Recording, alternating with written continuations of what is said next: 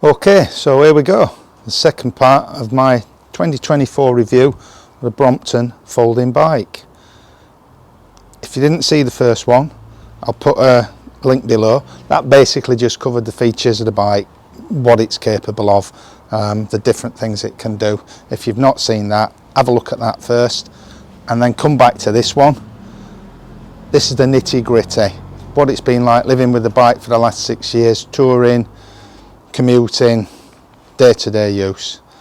Everything I know about the bike, good points, bad points, the good, the bad and the ugly. If that's of interest, stay with me.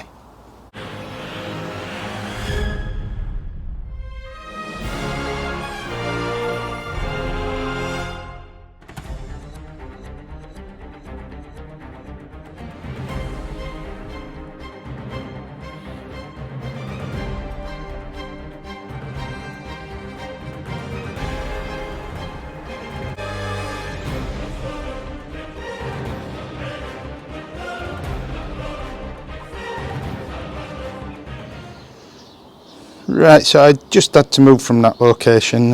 One of the neighbours getting a little bit noisy Saturday morning, and even in January people have got things to do. Right, so let's get on with it. Let's start at the bottom. I think, yeah, we'll start at the bottom. We'll start with the wheels, and even lower than that, the tyres. Right, now before I get into this, I will just say there are two special edition Bromptons that have been released relatively recently. One, literally as I'm speaking to you, in January 2024, that's the 12-speed Brompton. And one towards the end of last year, that's the T-line, or the titanium Brompton, which has a titanium frame, among other things. Now, those two bikes both have several things that are unique to them. So if I'd have been making this video a year or so ago, I would have been able to say to you practically everything that I'm going to tell you applies to practically every Brompton, apart from some of the very early ones and one or two tweaks and changes in between. It still does apply to virtually all the Bromptons, not those two special editions, and possibly not some of the really early ones, the Mark 1s. Other than that, what I'm telling you now will apply whether you're looking at buying a brand new Brompton or whether you're looking in the second-hand market. Okay, so let's start with wheels. Wheels are virtually all the same. They're 16-inch wheels, they're aluminium rims, you've got rim brakes. Again, the brakes are the same on all the bikes. What's good about that? The wheels are size of the wheels are what enables the bike predominantly to fold to the size it does. One issue that a lot of people have is the back wheel. There's no quick release on Bromptons. Again, that may be different on some of the special editions, but generally speaking, you're not going to get a quick release. And if you get a puncture or anything on Brompton with a rear hub, you've got to take off the chain tensioner, which is Brompton's version, if you like, of a derailleur. You've got to disconnect the chain there that works the rear hub. That's a 3-speed hub on the Brompton, Sturmey Archer hub. There we go, Sturmey Archer. And you've got to do that in order to take the wheel off. Once you put the wheel back, you've got to put that back together, and you've got to adjust the rear hub. Now, I know some people, I've seen of people that will, rather than do that, will get a taxi home. It's not that big a deal. You just need to practice it a time or two maybe to get the hang of it. Once you've got the hang of it, it really isn't that big a deal. But yeah, it's not as simple as it is on most bikes. So that's the wheel, that's the rear wheel. Tyres, puncture wise, some people say they're more puncture, not resistant, what's the word I'm looking for? Prone, more puncture prone. I've not really found that, depending on the tyres you're running. These tyres I'm currently running are the Continental Urban Contact. I haven't had a puncture in over 2 years, so that's good. Just above the wheel there is the fender or the mudguard, depending where you're from. All the bikes don't come with that. For touring and such, I wouldn't be without it. They work great. The only downside to that is they're terrible in mud. The clearance, I don't know what you can see there, is very, very small. And once you get a bit of mud stuck to that wheel, it sticks in there, and they're terrible in mud. Other than that, fine. Just a note on the front wheel, I have a sun hub attached. Now I will just say at this point, this bike is a 2016 Superlight edition raw lacquer. Right, the reason I'm mentioning that is when this bike came out of the factory, it would have been the top of the range bike in its day, and it would have come with this hub, which is a Sun dynamo hub and the dynamo lights front and back. The benefit of that being, obviously, I'm never without power to the lights. I've also attached, I will just say at this point, this little gadget, which means I can charge my devices while I'm on the road. That would never an option with Brompton. The Sun hub was, and it was replaced later, I can't think what the name of the company is, with a cheaper hub, but had good reviews and was on a par apparently with the Sun hub. So you may find examples of them with the hub. The hubs work great in my opinion, no issues with that whatsoever. Yeah, tyres, lots of different tyres available, everything really other than probably a proper off-road tyre, but I don't think you're going to be off-roading on a Brompton. Okay, so the next thing, yeah, is the gearing, which is attached to the wheel, obviously. So I'll look at the gearing. This is a 3-speed hub. You can get everything on a Brompton, depending on the age of the Brompton, between 1 and 6 speeds have been done. I think currently you're looking at 1, 2, 3, 6 for standard Bromptons, and then you've got different things like 4 gears, 5 gear. A 4-gear version I think on the TI version, and as I said, there's a new 12-gear version as well now. For me, the gears are very reliable. It's a lot less maintenance and adjustment than a traditional sort of 21-speed mountain bike or something like that. I find the gears great. Also on this, you can see I've got the rack. Again, this bike would have come with the rack.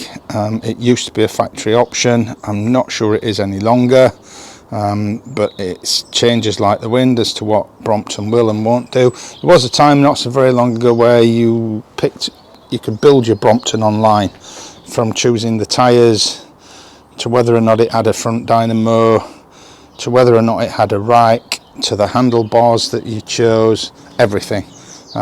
That's no longer available as an option from Brompton. You take the stock bike as it comes, but then obviously you can build on from there.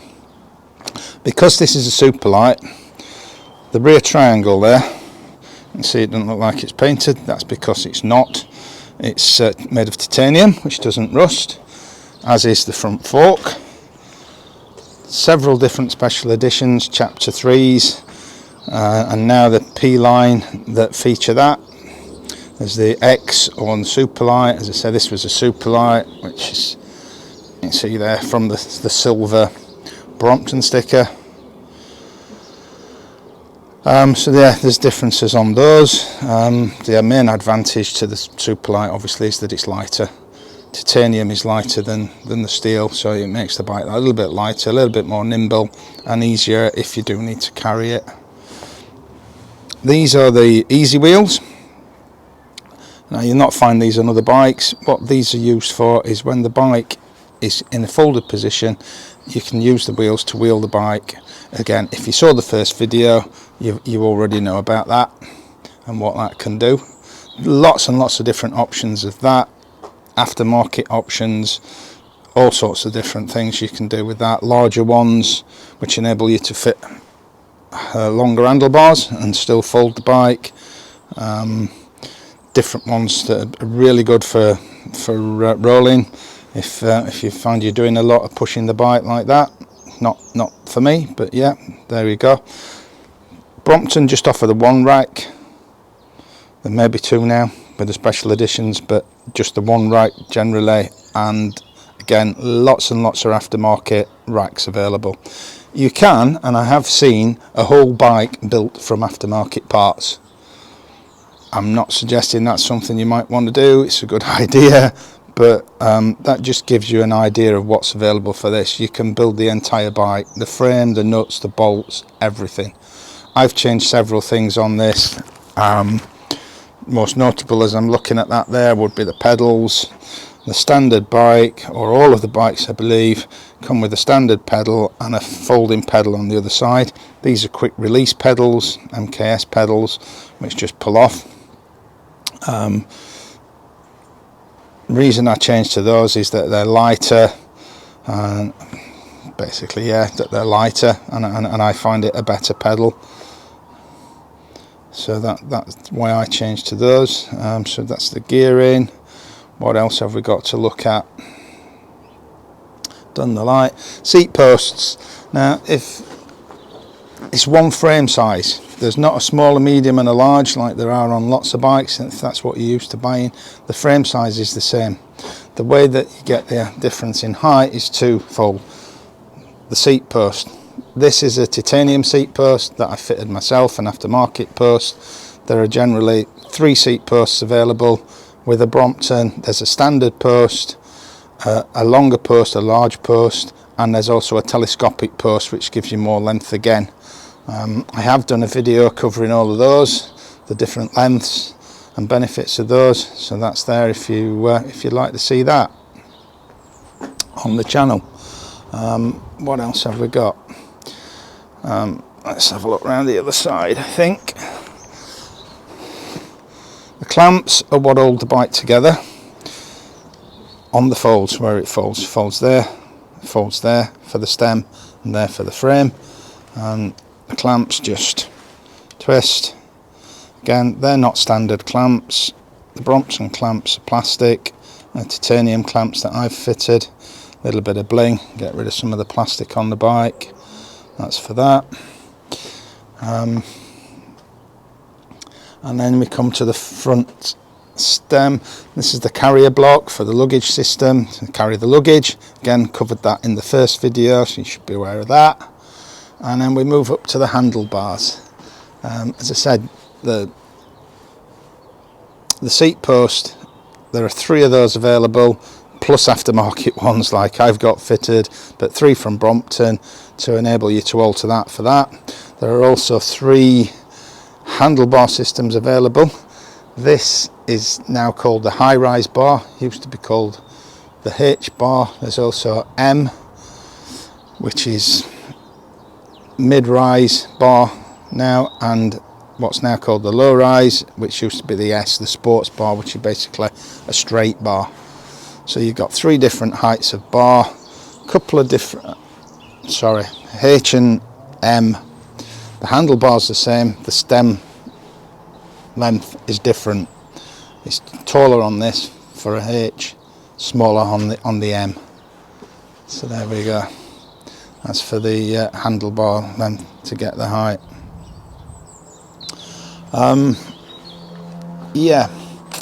So I covered the back wheels, not the best to take off. What else have we had problems with? The Brompton have a unique fastening for the saddle on top of the seat post there. It's called a pentaclip. It works great. It's very adaptable. I did have a problem with one once, I had to replace it. If you do take it apart for any reason, there are lots of fiddly little bits and pieces in there. If you don't get it back together properly, as I didn't, it can and will fail. And that resulted me in having to get another one on tour. That wasn't great. There is suspension on the Brompton. I missed that on the way up there. That's a suspension block. I think there used to be 2, soft, medium and firm. This is firm. I think it's just a standard block on the Bromptons now, but again there are lots of aftermarket versions available, depending what you want and what you can get in there. So that's the suspension. Right, okay, not had a problem with that. I had a problem with that because you've got rim brakes. The rims do wear. I did wear one rim out and had to replace the rim. Did that myself.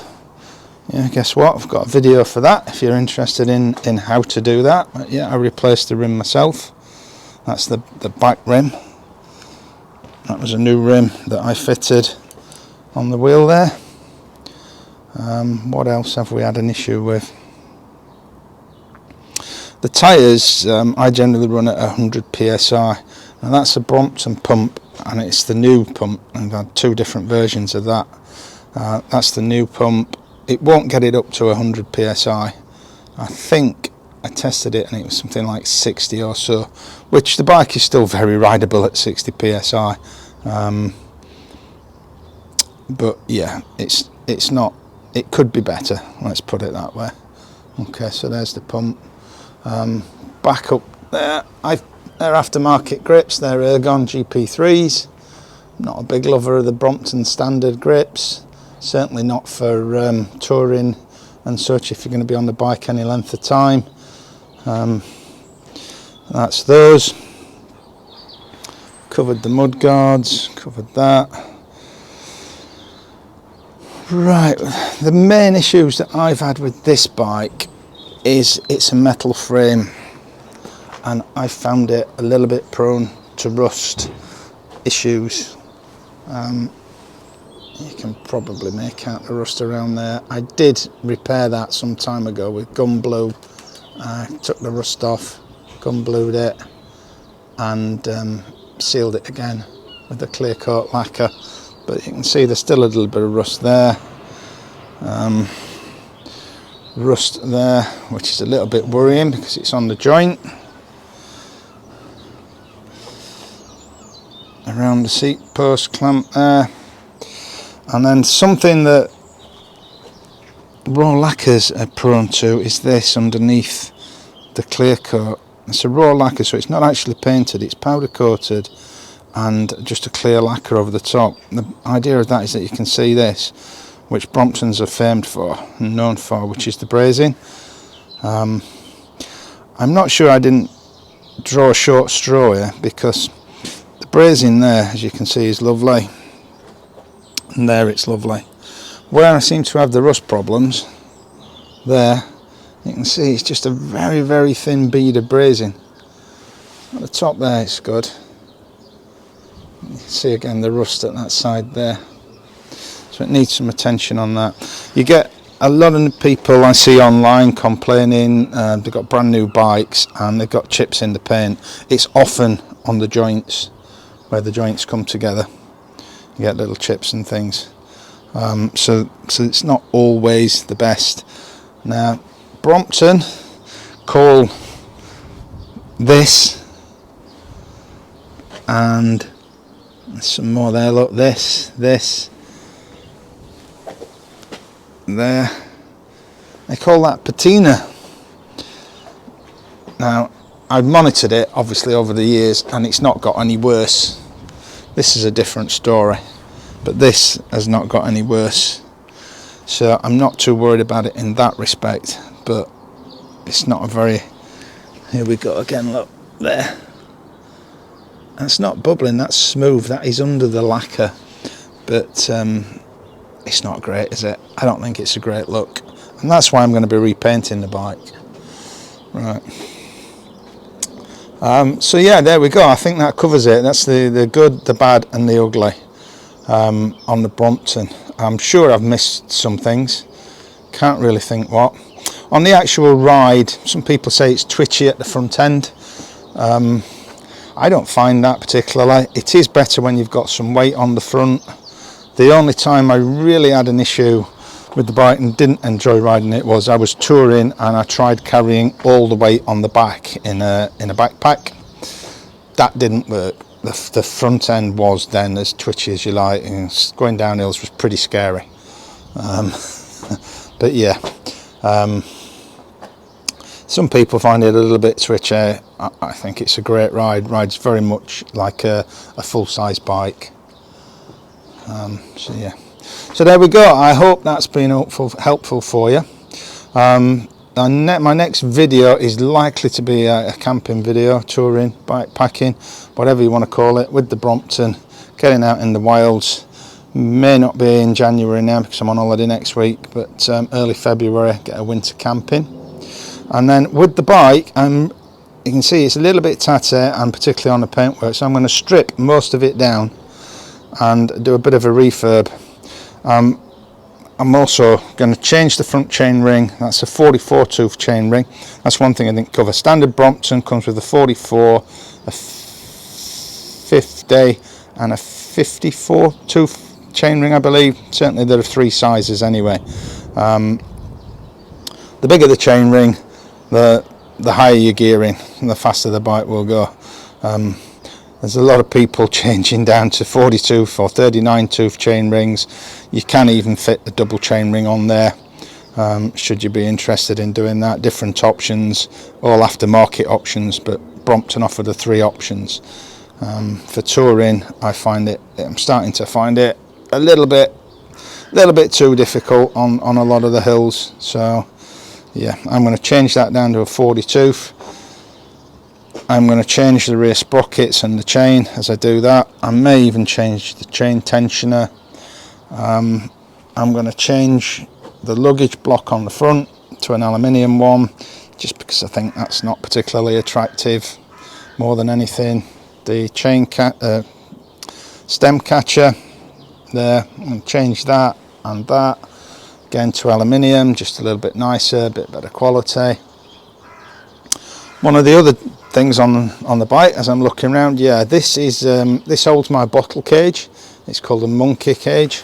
There are no bottle bosses on a Brompton, so you can't fit a standard bottle cage. So yeah, that's another little disadvantage. It's not difficult to work around. There's several options available, so not too difficult on that. Yeah, and with the rear rack again on that, not non-standard, because it is so close to the ground.